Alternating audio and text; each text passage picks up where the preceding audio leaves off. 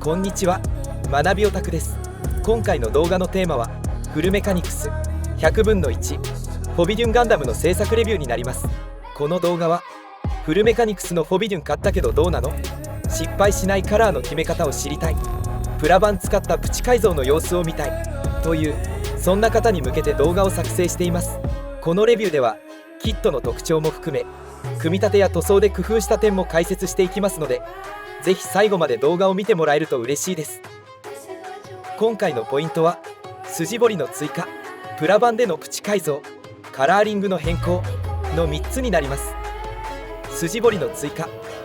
筋彫りを彫り直すのはもちろんですが、今回は100分の1とスケールが大きいので、筋彫りで彫り直しと追加で筋彫りを入れてみたりしてみました。また今回は本体のみ面を整える正面処理をヤスリで実施してみました。プラ板によるプチ改造、筋彫りに連動しますが、意外にあっさりとした表面になりますので、少しだけ細かさを表現するためにプラ板やプラ棒を使ったプチ改造を実施してみました。カラーリングの変更、今回も無料のカラー変更アプリを使って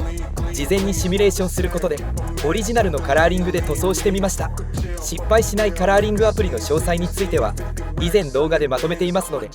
概要欄にリンクを貼っておきます。私、学びオタクは子供の頃にガンプラにはまり、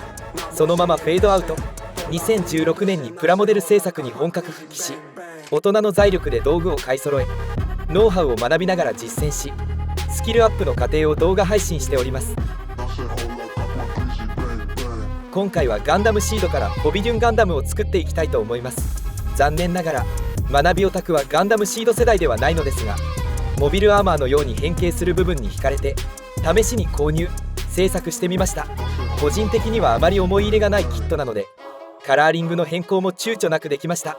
今後もガンプラを中心に組み立てや制作ノウハウ、キットのレビュー、学びオタクのプラモデルの上達過程が気になる方は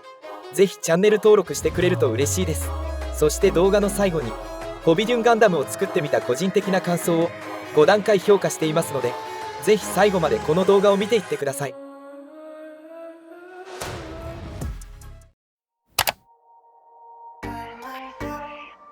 今回意外に表面の情報量が少ないと感じたので、筋彫りの彫り直しはもちろん筋彫りを追加で入れてみました。ところどころ失敗したりしたので、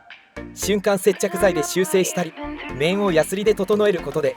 表面の傷を消してみたりしてみました。面を整えるのはこういった平たいヤスリで表面を整えていくのですが、とても地味な作業が続くので動画ではさらりと流します。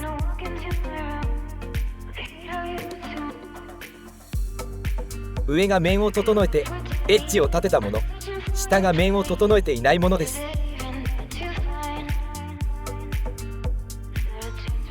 筋彫りも慣れないとガタガタになりますので、力加減がとても大事です。私も力が入りすぎて深く掘りすぎたものの、なんとかごまかしています。またついでに肉抜き穴もこのような感じで目立つ部分が多いのでパテで埋めてみます。ポイントは後々削る作業があるので多めにパテを盛ることが大切です。乾燥したら大幅にはみ出た部分をデザインナイフで慎重に削り出し、細かいところは粗めの番手から順番にヤスリで削っていきます。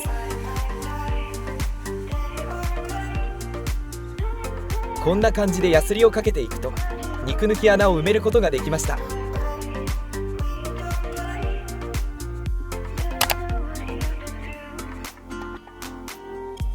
個人的に本体の情報量が少ないと感じたので、プラ板によるプチ改造を行いました。筋彫り動産の RP カッターもあるので、こちらでプラ板の形を整えて本体に接着剤で貼り付けていきます。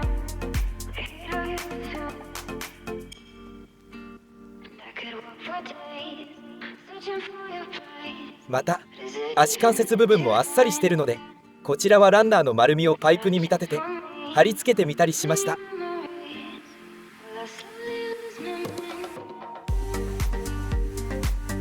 胸部パーツも心もとなく感じたので、小さいプラ板の残りを重ねてこのような感じで細部を追加してみました。このプラ板を使っての追加はちょっとした工作感があって楽しかったです。今回も無料カラーリングアプリを使い、カラーリングを事前に決めて作り始めました。まず本体はガンダムカラーで白、それに合わせてバックパックはネイビー、ガンダムイエロー部分はよくよく考えた結果、本体のホワイトに合わせてみました。あとはこのように塗装するだけです。事前に色を考えておくと塗装の段階で迷わなくて済むのと、完成をイメージしやすいのでおすすめです。では早速塗装作業をしていきます。内部フレームや武器はスターブライトアイアン、バックパックはネイビーで仕上げるので、まずは下地をエボブラックで塗装します。これは印象的なフォビドゥンのエネルギー変更装甲です。こちらはプラ板等で一手間加えた膝関節部分の内部フレーム、同様に下地としてエボブラックで塗装します。そしてエボブラックの上からスターブライトアイアンを塗装します。スターブライトアイアンは黒の下地だと重厚感が増して個人的に好きな色になります。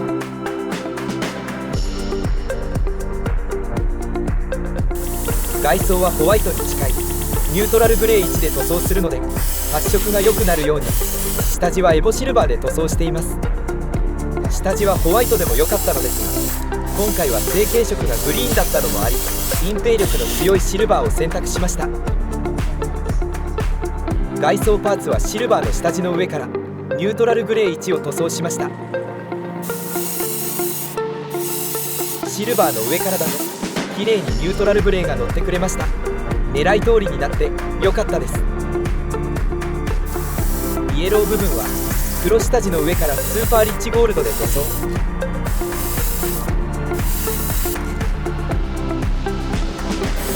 バーニアの内側は黒下地の上からメタリックレッドで塗装しました。本体のレッドはバルーンで塗装しました。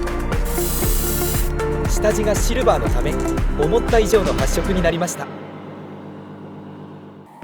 本体の黒はそのままブラックで塗装します。足裏部分に関してはメタルレッドの部分をマスキングゾルでマスキングして塗り分けをしてみました。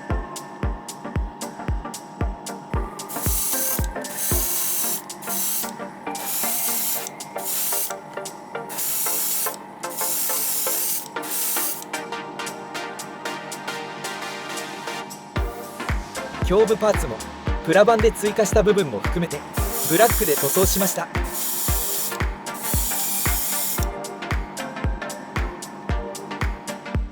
バックパックはネイビーの予定でしたが、ミディアムブルーが想定の色に近かったので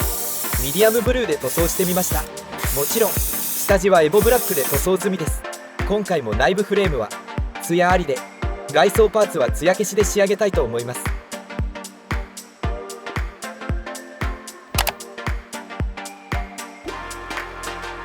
今回動画の更新間隔が空いてしまって申し訳ありませんでした。本業の仕事でバタバタしてしまい、動画の編集がおろそかになっておりました。休みの日を上手に使いながら今後も無理のない範囲で更新していきますので、長い目で温かく見守っていただけると嬉しいです。今回はフルメカニクスということで久しぶりに100分の1の大きさを作成しましたが、やはり大きいですね。またご想像の通りバックパックが巨大なので自立してくれません。なのでかっこよくポーズを取るには別売りのスタンドが必要になりますので、その点はご注意ください。結果今回のフォビデュンガンダムの評価はこちら。今回の唯一のネックは自立しないところぐらいなのでパーツ保持度を星4つにしました。塗装のしやすさもパーツ分割で綺麗に分かれているので塗装もしやすいのですが、単純にビッグサイズなので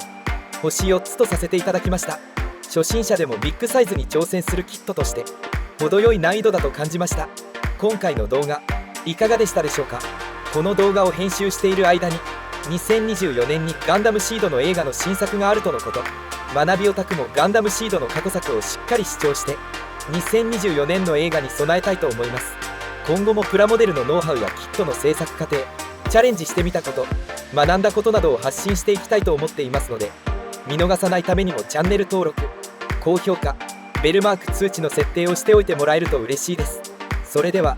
モデラーの皆様、良いプラモデルライフをお過ごしください。本日も最後まで動画を見ていただきありがとうございました。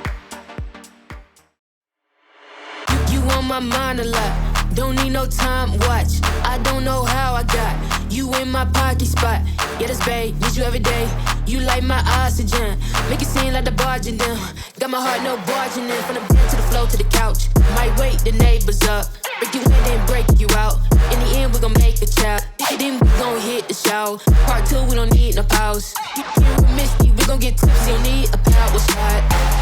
Copy my steel, face the fact that ain't no cap, I'm real. No cap, I'm real. The plastic bars tryna copy my steel. Copy my steel. Face the fact that ain't no cap, I'm real. No cap, I'm real. The plastic bars tryna copy my steel.